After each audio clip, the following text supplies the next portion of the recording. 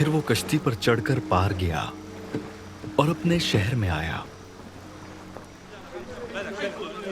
और देखो, लोग एक मफलूज को चारपाई पर पड़ा हुआ उसके पास लाए।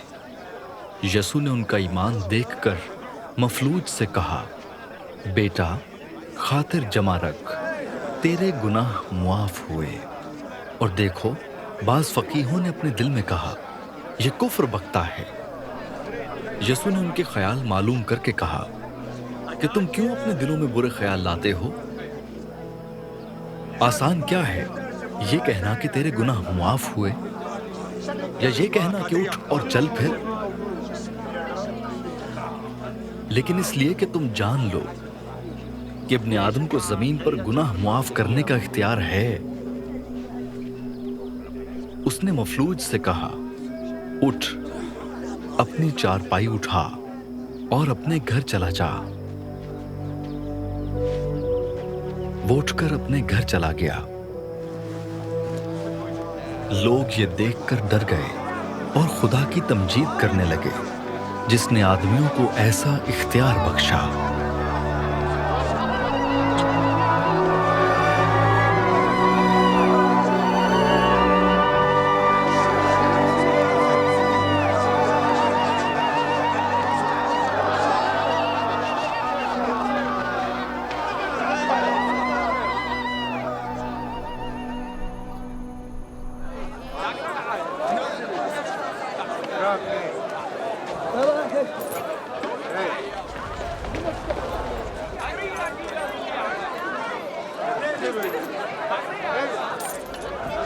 यसू ने वहां से आगे बढ़कर मत्ती नाम एक शख्स को महसूल की चौकी पर बैठे देखा और उससे कहा, मेरे पीछे हो ले।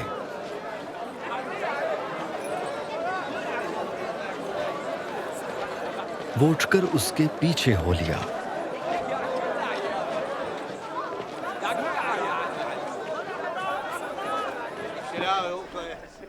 और जब वो घर में खाना खाने बैठा था तो ऐसा हुआ कि बहुत से महसूल लेने वाले और गुनहगार आकर यसू और उसके शागिर्दों के साथ खाना खाने बैठे।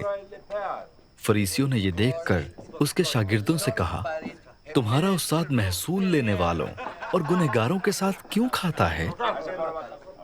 उसने ये सुनकर कहा कि तंदुरुस्तों को तबीब दरकार नहीं, बल्कि बीमारों को। मगर तुम जाकर इसके मानी दरियाफ्त करो कि मैं कुर्बानी नहीं बल्कि रहम पसंद करता हूं, क्योंकि मैं रास्तबाजों को नहीं बल्कि गुनहगारों को बुलाने आया हूं। उस वक्त यूहन्ना के शागिर्दों ने उसके पास आकर कहा, क्या सबब है कि हम और फरीसी तो अक्सर रोजा रखते हैं और तेरे शागिर्द रोजा नहीं रखते? यसू ने उनसे कहा, क्या बराती जब तक दुल्हा उनके साथ है मातम कर सकते हैं? मगर वो दिन आएंगे कि दुल्हा उनसे जुदा किया जाएगा, उस वक्त वो रोजा रखेंगे।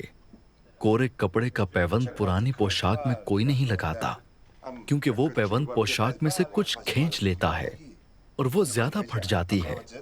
और नई मैं पुरानी मशकों में नहीं भरते, वरना मशकें फट जाती हैं और मैं बह जाती है और मशकें बर्बाद हो जाती हैं। बल्कि नई मैं नई मशकों में भरते हैं और वो दोनों बची रहती हैं।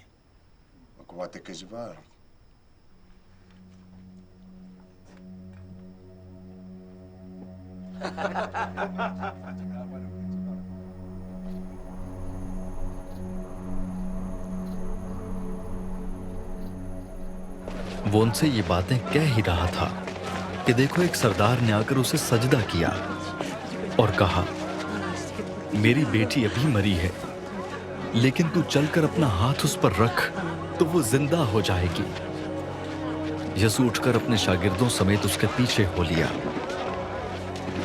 और देखो, एक औरत ने जिसके 12 बरस से खून जारी था, उसके पीछे आकर उसकी पोशाक का किनारा छुआ, क्योंकि वो अपने जी में कहती थी कि अगर सिर्फ उसकी पोशाक ही छू लूंगी तो अच्छी हो जाऊंगी। यसू ने फिर कर उसे देखा और कहा, बेटी, खातिर जमा रख, तेरे ईमान ने तुझे अच्छा कर दिया। बस वो औरत उसी घड़ी अच्छी हो गई।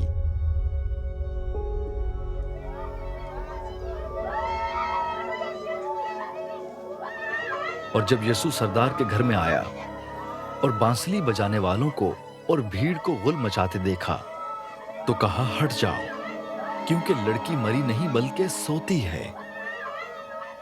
वो उस पर हंसने लगे। मगर जब भीड़ निकाल दी गई तो उसने अंदर जाकर उसका हाथ पकड़ा।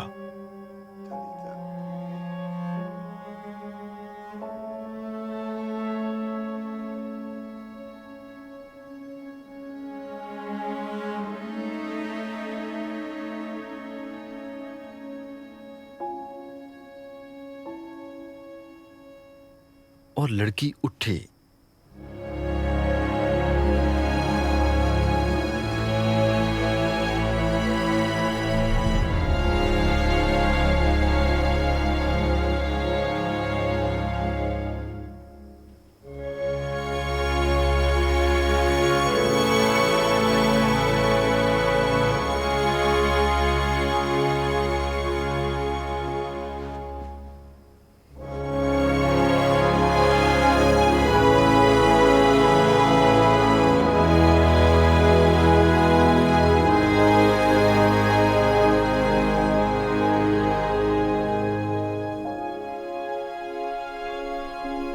और इस बात की शोहरत उस तमाम इलाके में फैल गई।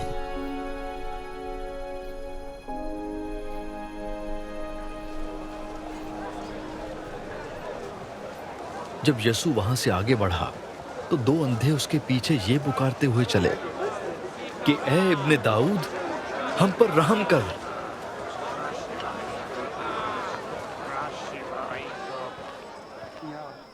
जब वो घर में पहुंचा तो वो अंधे उसके पास आए और यीशु ने उनसे कहा, क्या तुमको एतकाद है कि मैं ये कर सकता हूं?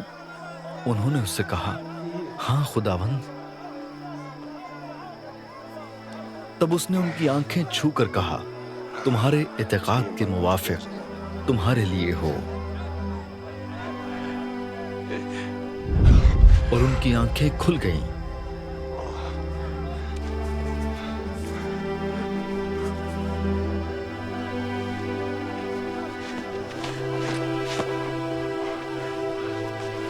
और यीशु ने उनको ताकीद करके कहा, खबरदार कोई इस बात को न जाने। मगर उन्होंने निकलकर उस तमाम इलाके में उसकी शोहरत फैला दी। जब वो बाहर जा रहे थे तो देखो, लोग एक गूंगे को जिसमें बदरूह थी उसके पास लाए। और जब वो बदरूह निकाल दी गई तो गूंगा बोलने लगा।